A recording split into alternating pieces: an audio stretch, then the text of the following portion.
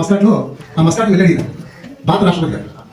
వెళ్ళినప్పుడు ఆ దేశపు రాజు ఆయన సుల్తాన్ సంథింగ్ పేరు ఏంటంటే సయ్యద్ ఉంటుంది చదువు ఆయన పేరు సరిగ్గా గుర్తులేదు నాకు. ఆయన ఏం చేస్తారంటే నేరుగా మన రాష్ట్రపతిని రిసీవ్ చేసుకోవడానికి ఎయిర్పోర్ట్కి వస్తాడు. ఆ దేశ చరిత్రలో అంతకు ముందు కానీ ఆ తర్వాత కానీ ఎప్పుడు జరగలేదు. ఎందుకంటే అక్కడ ఉన్నటువంటి వాళ్ళకున్నటువంటి సముదాయాలు ఏంటంటే అది చిన్న దేశం అయినప్పటికీ అమెరికా ప్రెసిడెంట్ వచ్చినా కానీ రాజుగారు రాజప్రసాదం దాటి బయటకు వచ్చి ఎయిర్పోర్ట్ వచ్చి రిసీవ్ చేసుకోరు. వాళ్ళ సంప్రదాయం ఆ రాజోద్యోగులందరూ కూడా ఆశ్చర్యపోతున్నారు. కానీ మా రాజు మీరు ఎందుకు వచ్చారని అడిగేటటువంటి ధైర్యం వరకు ఉండదు. అంటే ఎవరు ప్రశ్నించలేకపోయారు. ఎయిర్పోర్ట్ వచ్చిన తర్వాత ఇంకొక ఆశ్చర్యకరమైనటువంటి సంఘటన ఏంటంటే ఆ రాజుగారు తన ఖరీదైన కారులో డ్రైవింగ్ సీట్లో ఉన్నటువంటి డ్రైవర్ని కింద వేయమని president of India Shankar Dayal గారి కారులో కూర్చోబెట్టుకుని ఆయనే స్వయంగా డ్రైవ్ చేసుకుంటూ వెళ్ళారు. ఇది ఇంకా ఆశ్చర్యకరమైనటువంటి విషయం.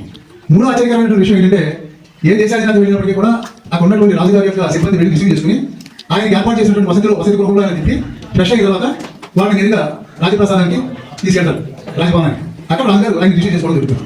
దానికి భిన్నంగా మీ రాజుగారు శంకర్ దయాళ్ శర్మ గారిని నేరుగా తన ప్యాలెస్ తీసుకెళ్ళి ఆయన బస అక్కడ ఏర్పాటు చేశారు.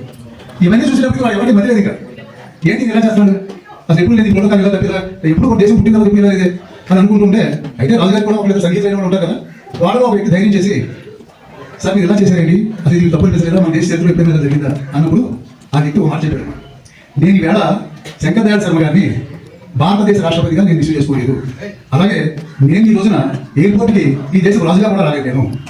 నేను చదువుకునే రోజుల్లో పూణేలో చదువుకున్నప్పుడు శంకర్ దయాళ్ శర్మ గారు నా గురువు గారు ఆయన నాకు పాఠాలు చెప్పారు. అంచేత ఇది ఇద్దరు దేశాధినేతల కలయిక కాదు గురు శిష్యుల కలయిక. అంచేత ఆ గురువు గారిని రిసీవ్ చేసుకోవడం వెళ్ళాను తప్ప అమెరికన్ ఇండియన్ ప్రెసిడెంట్ గారిని రిసీవ్ చేసుకోవడం కాదు. ఈవేళ నేను మస్కాట్ రాజుని కాదు ఆయన శిష్యుని అని చెప్పడం జరిగింది. అంటే గురు శిష్యుల యొక్క అనుబంధం ఎంత గొప్పగా చెప్పడానికి ఇంతకంటే ప్రత్యక్షమైనటువంటి దాఖలా మనకు ఉందని నేను అనుకుంటున్నాను.